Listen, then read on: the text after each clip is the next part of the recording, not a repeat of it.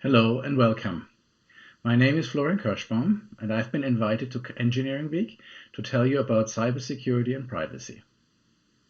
I've prepared a small presentation, so let's start right into it. So let me tell you about myself so that you know who is talking to you. I am currently an associate professor in computer science at the University of Waterloo in Canada. I do research and education in cybersecurity and privacy. Next to my duties as professor, I have many other duties at the university, including director of the Waterloo Cybersecurity and Privacy Institute, which represents more than 50 members of the university in cybersecurity and privacy across all faculties. And I'm also NSERC RPC chair in data security. Overall, I have more than 20 years experience in cybersecurity and privacy research, which includes my time in grad school during my master's in Purdue. I have a strange set of experience, including as a sales engineer, a programmer, and a corporate researcher, all in industry, from early stage startups to Fortune 500, 100 companies such as SAP. Overall, I have more than 15 years experience in industry, which includes my time during my PhD, which I did while I was employed at SAP. If you choose a career in cybersecurity or privacy, there are very many options to choose from. One of the most common options is what's called a security analyst, IT security analyst, or the like. These are people who monitor security systems, test them for flaws, and ensure the secure operations of an enterprise. There is also a variant which is sometimes called a forensic security analyst or incident responder. These are people who investigate and recover after a security incident. They have to secure evidence and ensure that the operation comes back to normal in the fastest possible speed while still enabling to pursue the attackers. There are also IT security engineers, which often have very specialized knowledge in certain security products. They implement and design security systems. You can also work as an IT security consultant or an IT security architect who is responsible for the implementation of an entire security system. You can advise or give direction on how to build such systems and ensure that companies are protected the way they should. You can also work as a software security engineer, implementing software and implementing software securely, which is important for all aspects of software. You can also implement security mechanisms in software, such as authentication, access control, encryption, and others. In both cases, you will have to pay special attention that your software is robust and reliable. This can also take the role of somebody who advises other programmers on how to implement security and ensures the software has been implemented with the proper security controls in place. After software has shifted or a system has been installed, often penetration testers try to break the security of the system.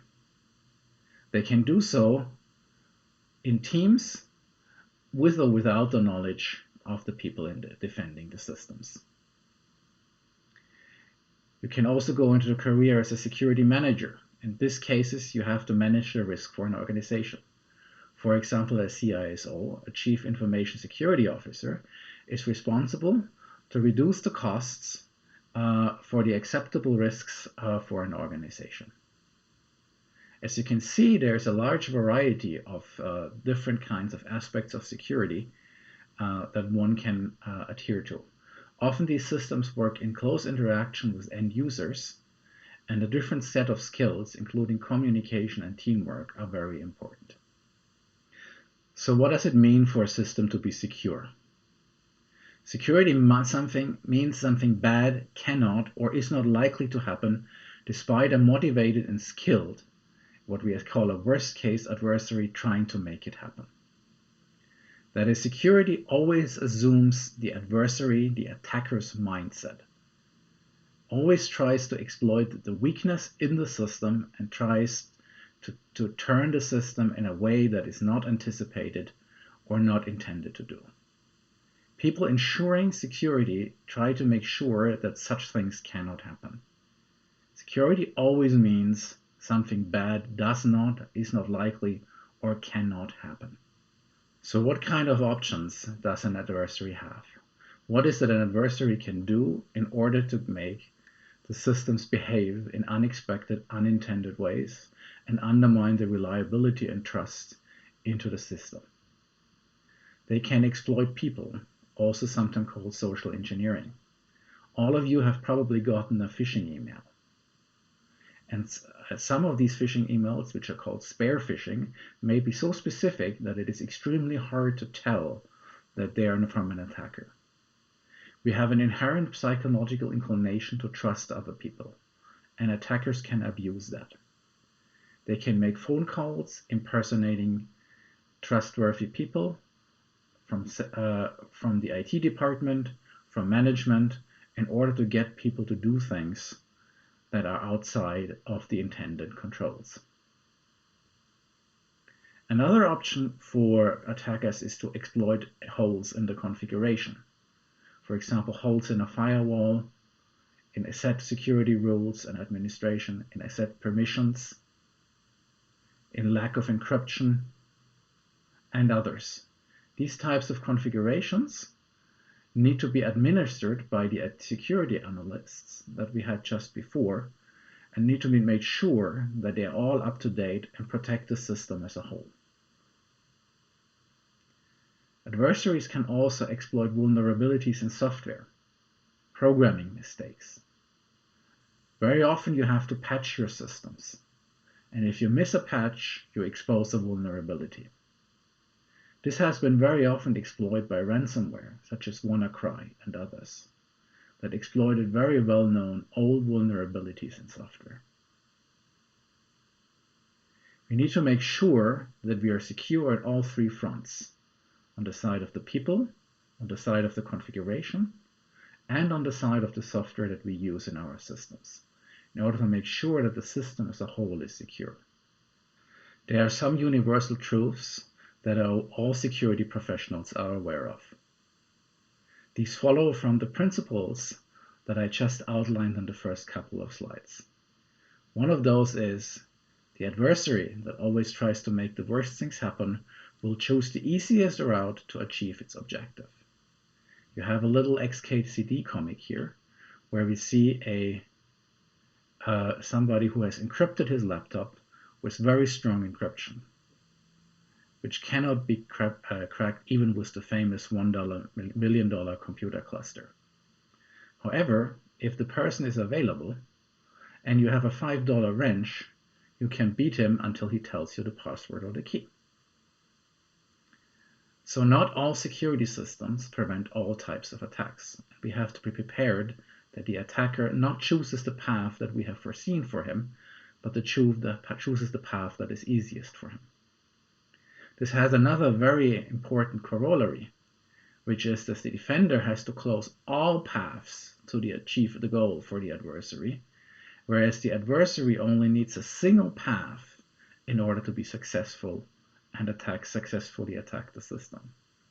This has the unfortunate consequence that the cost of defense is much higher than the cost of offense.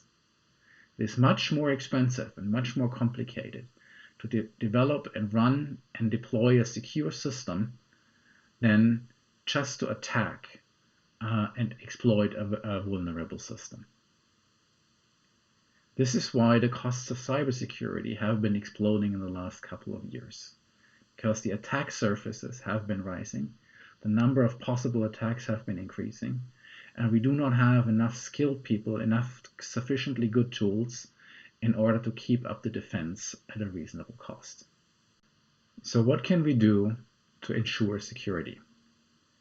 First of all, we have to assess the risk and threats. This is a process often called as risk management. Unfortunately, currently it's very often speculative, driven by intuition and experience rather than driven by data. It employs determining the assets that you want to protect, the threats to those assets, and the probability of occurrence of a risk. Given the probability and the expected loss, you can calculate the amount of can you determine the value of a risk. Once we have determined all of the risks that we have to cater for, and the risks that we have to cater for the most because they have the highest value, we can plan and implement a security plan. We can deploy and develop controls and tools that reduce the risk. We can implement processes and policies that mitigate and reduce the risk. We need to be careful not to exceed the costs of the risk with the costs of the tools, but to use the most effective measures in order to reduce and control the risk. Once we have a system in place, we need to consistently monitor it. We need to audit it and need to ensure that all the systems are implemented and followed by all of the employees, the human aspect. We need to see that all of the controls that we have in place are working properly. And we need to see that the output of the tools is actually what we expect. So if, for example, a system shows indications of a compromise, we need to react. It's what's called reactive security. You can detect an intrusion detection, rather than only prevent it. And once we are in the process, we need to repeat the entire process of assessing, planning, implementing, and monitoring.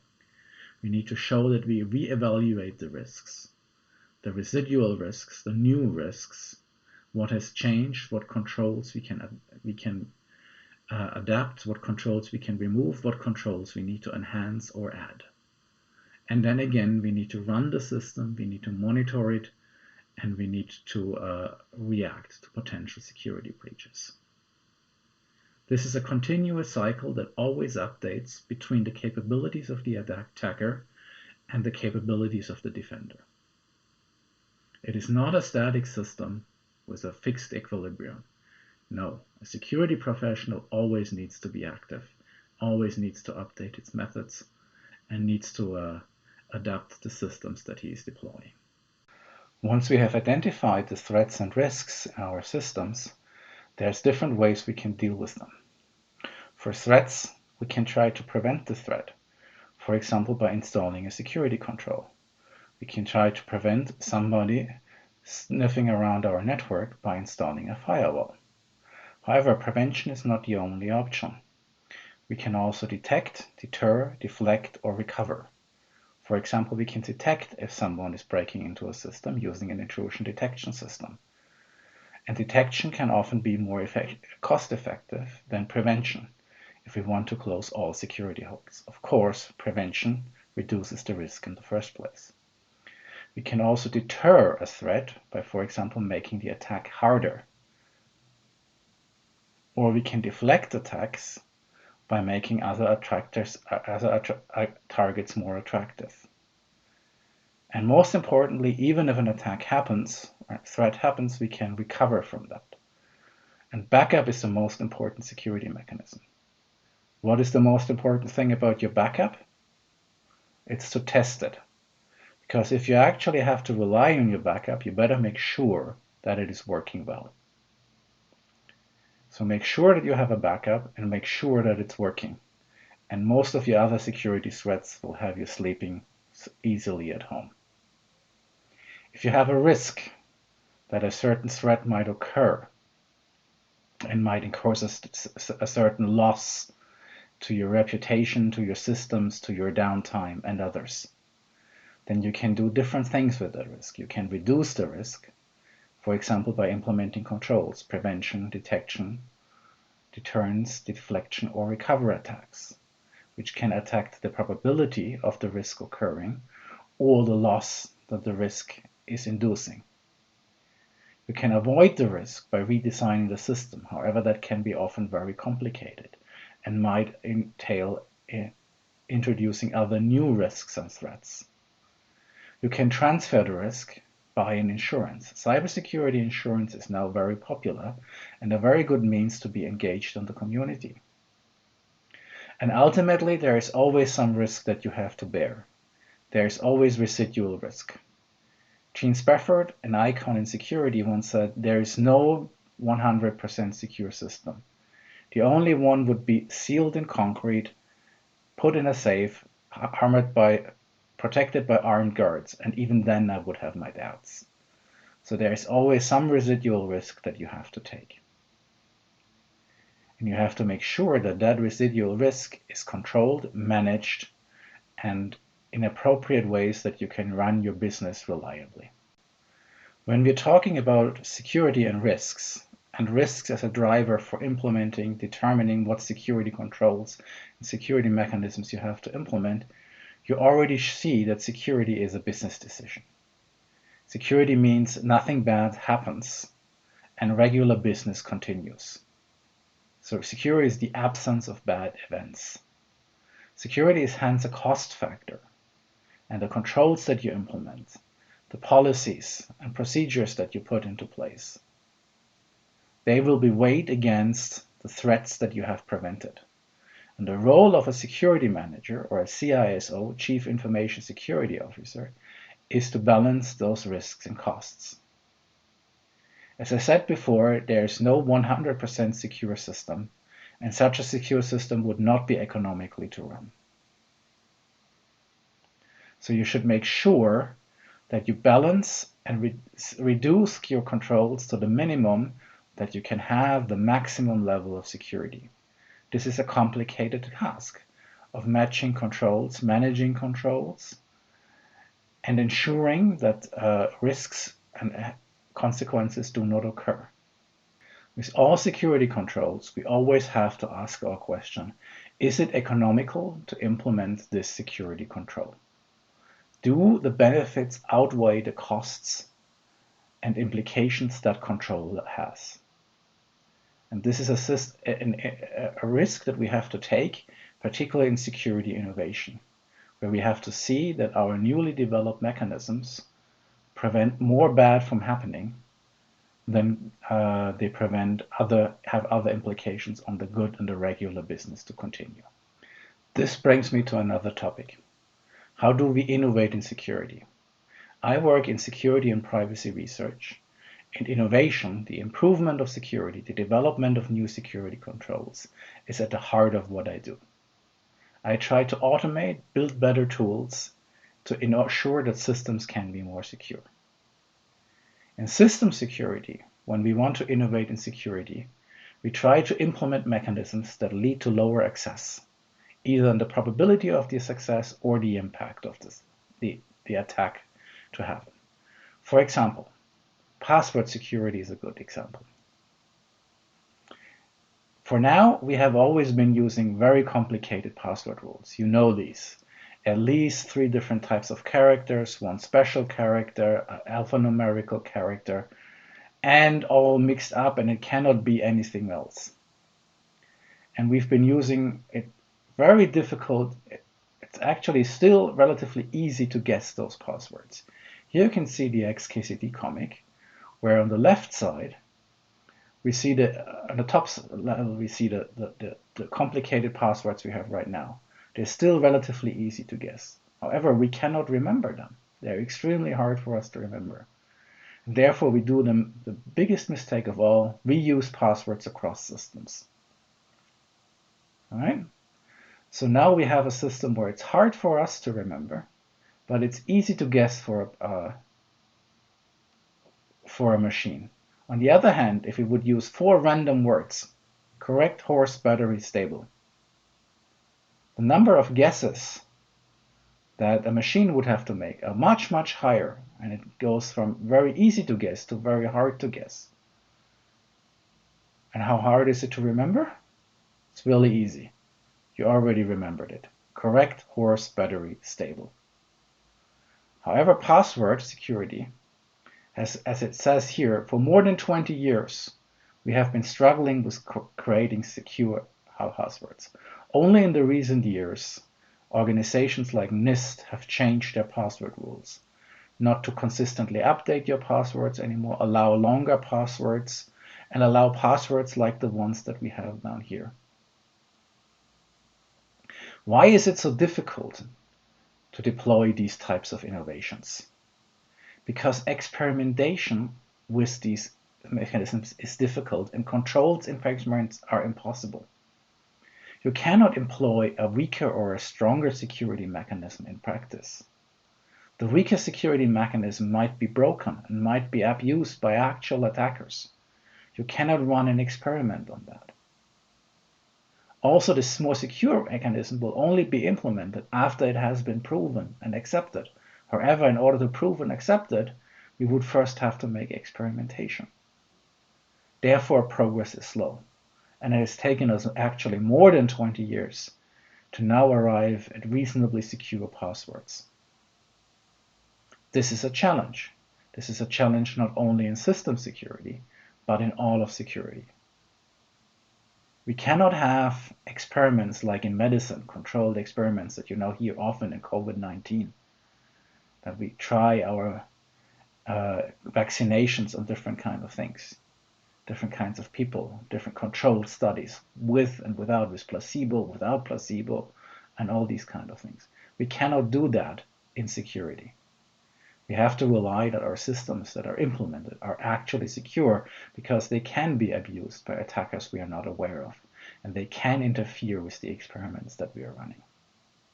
On the other side of the spectrum in security, we have cryptography. Cryptography is the formal theoretic notion of security. We build formal models of an adversary, of what an adversary can do, of the types of attacks a system should withstand, and then we design systems that, under certain assumptions, are provably secure. The system can only be broken if the assumption does not hold. That is, we can reduce the break of the system to a break of the assumption. Security is actually very successful in practice. It is one of the few mechanisms that can withstand strong adversaries. If you talk about nation-state actors, the only thing stopping them is strong cryptography. It's the only defense that prevents them from analyzing. No system security measures or others are capable of fending off nation-state actors. Cryptography is often criticized for being a theoretical notion of security that no one in practice cares about. But this is changing, particularly since we know how successful nation-state actors were against other measures. Formal methods of security, done in security in cryptography, can ensure that bad things do not happen. They are provable in a theoretic, deductible way, systematic way, that can ensure that certain threats do not happen. The success of cryptography is demonstrated by its successful implementations. For example, there are very many assumptions that you have probably heard about in your studies, like factoring. Factoring large composite numbers, not large prime numbers, large composite numbers consisting of large primes, is the underlying problem for the RSA security algorithm, which won the Turing Award in 2002. Even way before that, Diffie and Hellman published their paper New Directions in Cryptography, where they proposed discrete logarithms as the basis of defining secure systems. And they won the Turing Award in 2015. Also, the formal models underlying those security systems, for example, the formal model underlying public key cryptography for chosen plaintext attacks, where not even a single bit of information can leak from a ciphertext about its plaintext. And for this, Goldwasser and Micali won the Turing Award in 2012. So we can see that there are very many strong successes in theory and in practice of cryptography that have withstood the test of time. These Turing Awards are an example for this, and there are very many more that are currently being implemented.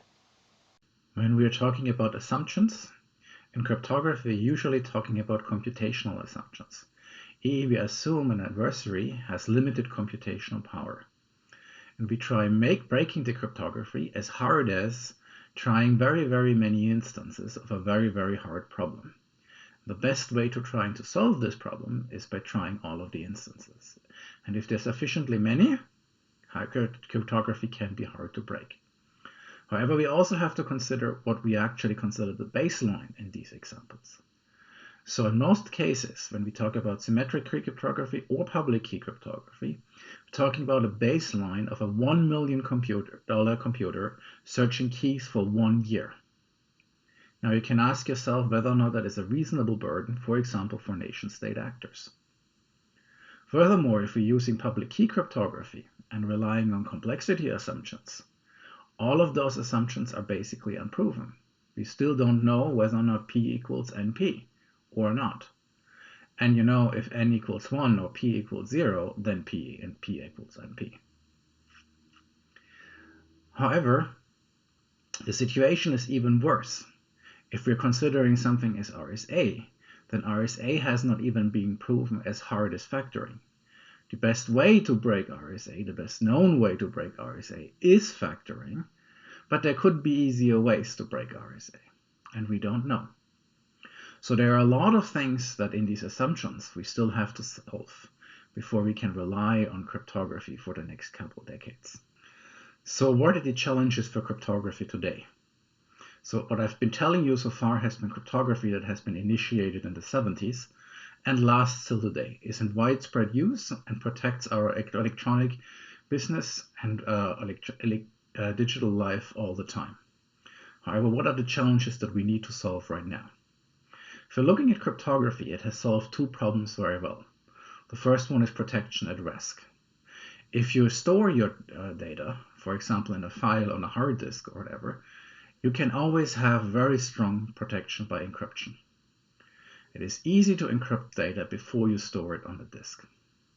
Also, when you communicate between two parties, communicate over a network, your data is encrypted. The main method to do this currently is the TLS protocol, and it has been a widespread success. It uses both symmetric and public key cryptography. Now, could you imagine how many credit card numbers would have been stolen over the internet if we weren't using TLS? So TLS is really a huge success.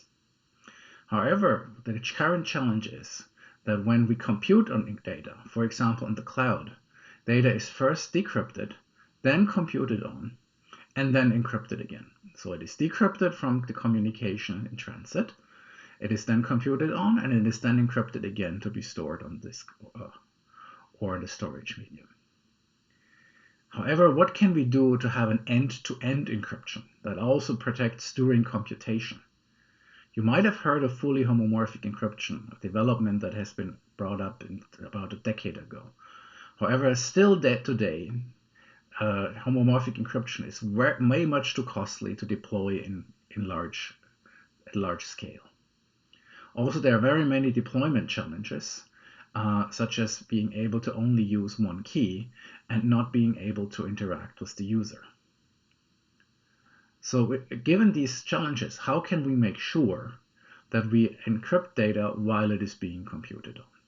This is where most cryptographers work today. I want to describe to you an alternative to fully homomorphic encryption. It's called multi-party computation, secure computation, or secure multi-party computation.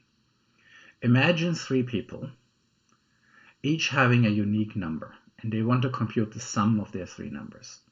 The first party has the value 3, the second party has the value 7, and the third party has the value 5. They want to compute the sum of their three numbers, which is 15.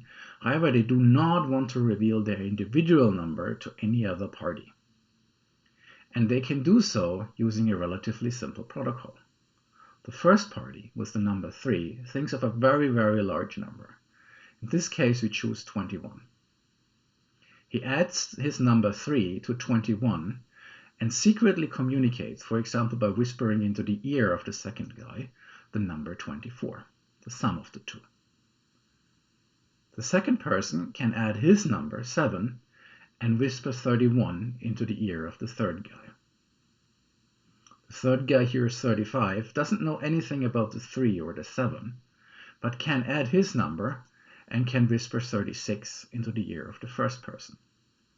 Now the first person remembers his 21, subtracts the 21, and 21 minus 36 minus 21 is 15, and he loudly shouts out 15, which is the sum of their three numbers. So what they have achieved in this very little protocol is to have computed a function, in this case the sum, of their joint inputs without revealing anything else except to themselves their own input and the result of the function. This is what's called multi-party computation. I've just shown you that in multi-party computation addition is easy. If you have something which is called a linear secret sharing scheme, which we had in the case before, you can simply add the numbers, and that results in an addition of the plaintexts.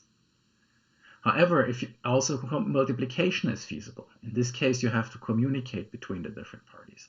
And there's a technique called beaver triples, which you can look up on the internet. It's relatively easy to understand. Now, if we have addition and multiplication, we can do the computation of any function in a circuit. Any circuit with fixed input and output length can be computed using only addition and multiplication. As a consequence, we can compute any function among three, as I have shown you with the information theoretic assumptions just before, or two parties with cryptographic assumptions, which is a little bit more complicated, on the joint inputs of those parties, without revealing anything except what can be inferred from one party's input and output. So in the case of the previous ball, what can be inferred from the first party for its input 3 and the output 15, which is the sum of the other two numbers, but not the individual numbers of the other two parties. And I've showed you before that in cryptography, we want to aim at security proofs, and these kind of protocols are provable in this model. You can prove that nothing is being revealed except what is revealed by one's input and output. So what is going on with multi-party computation right now in the real world? You might have heard of this deal between Google and MasterCard, where they track retail sales data by exchanging credit card transactions and matching them to Google Ads. So they can check which users actually bought products after they have seen Google Ads. And then they can compute conversion rates of those ads. This is big business and means big money for Google. However, in changing credit card data in the plane, of course, is very privacy invasive. And therefore, Google uses multi-party computation. In particular, they use something what's called private set intersection, where they compute the intersection between the people who saw ads and the people who did sales transactions using their credit cards. And they do something like that, and you can read this in the article, which they call double encryption technology, which is nothing different than a multi-party computation.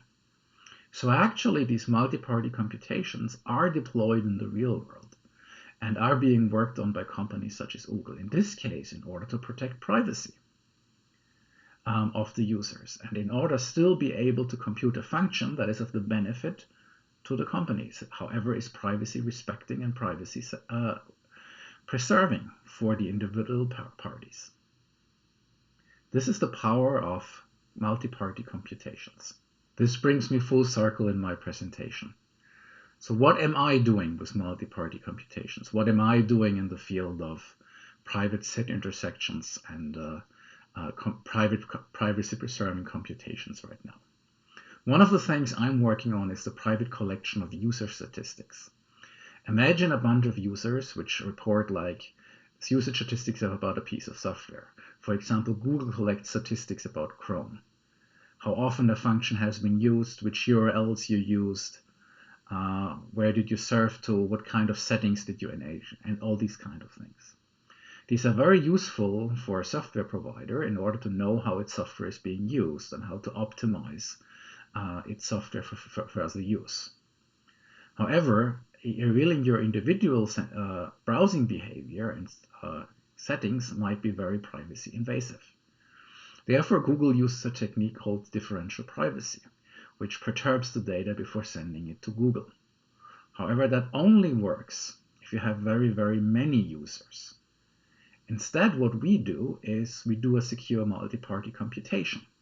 We select a few servers or parties among the users, and they collect the statistics in encrypted or secret shared form, as we have seen before. They then compute the aggregate statistics, apply differential privacy to those, and reveal those results. These results are orders of magnitude more accurate than when you apply the perturbation to the source data itself. Therefore, we can do this for much smaller user bases, which enables a whole set of new use cases. A second use case I've been working on is called private record linkage.